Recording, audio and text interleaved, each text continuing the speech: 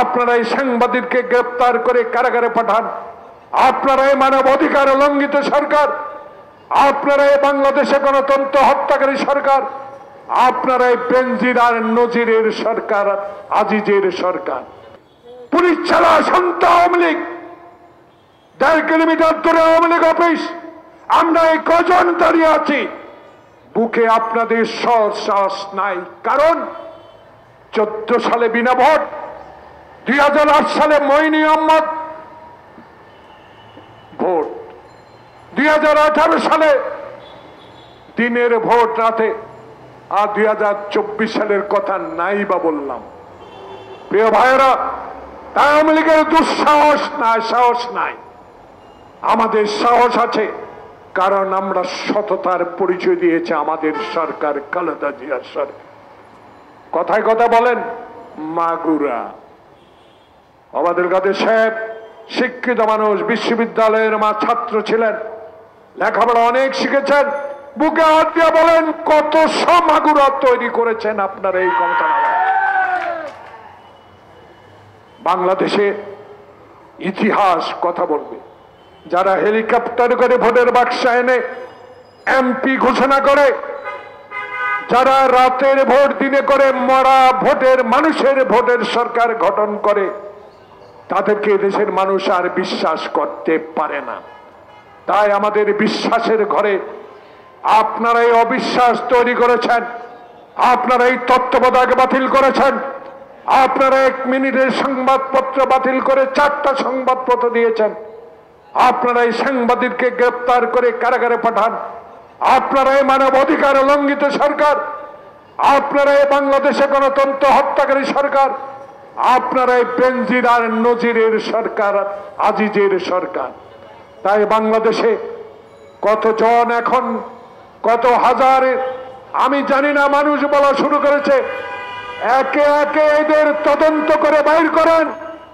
বাংলাদেশের 92,000 কোটি টাকা বছরে আপনারা পাচার করেন আওয়ামী লীগ সরকার, আর হিন্দুস্তানের সাথে ভারতের সাথে অসম চুক্তি করে বাংলাদেশের সার্বভৌমত্বের প্রতি আপনারা আজকে হুমকি তৈরি করবেন। বাংলাদেশ জাতীয়তাবাদী দলের একজন সৈনিক, একজন কর্মী থাকতো, আমরা কোনোদিন এটা গ্রহণ করব না। হিসাব আওয়ামী লীগ অক্ষরে অক্ষরে নেব, সময় বেশি দূরে নয়। মনে করছেন ক্ষমতায় থাকবেন, ক্ষমতায় থাকতে পারবেন না। দেশের শিক্ষা ব্যবস্থা সম্পূর্ণ ধ্বংস করে দিয়েছেন, গণতান্ত্রিক প্রতিষ্ঠানগুলোকে ধ্বংস করে দিয়েছেন। বাংলাদেশে আইনের শাসনের নামে বেআইনি শাসন করে আজকে আমার লক্ষ লক্ষ কর্মীকে জেলে রেখেছেন। মির্জা আলমগীরের মতো, মির্জা আব্বাসের মতো সততার পরিচয় দেওয়া নেতাদেরকে বিচারপতির বাসভবনে ঢিল মারার কারণে জেল কাটতে হয়। এর চেয়ে লজ্জার কিছু আসে যায় আপনার? বাংলাদেশে মানুষ, বাংলাদেশের বিএনপির কর্মীরা হাঁটু পানিতে দাঁড়িয়ে পুলিশের অত্যাচার থেকে বাঁচার চেষ্টা করেছে, জঙ্গলে ঘুমিয়েছে, কবরস্থানে ঘুমিয়েছে, তবু বুকে হাত দিয়ে বলতে পারি একজন কর্মী আওয়ামী লীগে যোগ দেয় না। তাই আমাদেরকে নিরাশ ভাবিয়েন না। আমাদের সাহস আছে, সে সাহসটা ব্যবহার করার একটু সুযোগ দিবেন। পুলিশকে নিরপেক্ষ রাখেন তো, একদিনের জন্য একটা মিছিল করি, গাড়িতে হাত দেব না। আপনাদের ভাষায় আপনারাই ককটেল তৈরি করে নিক্ষেপ করেন, সেই ককটেলও নিক্ষেপ হতে দেব না আমরা। আসুন দেখি কার বল কদ্দুর। কারণ আল্লাহ তাআলা বলেছে জনগণই সকল শক্তির উৎস। বাংলাদেশ জাতীয়তাবাদী দল তারেক রহমানের উৎস হলো বাংলাদেশের জনগণ।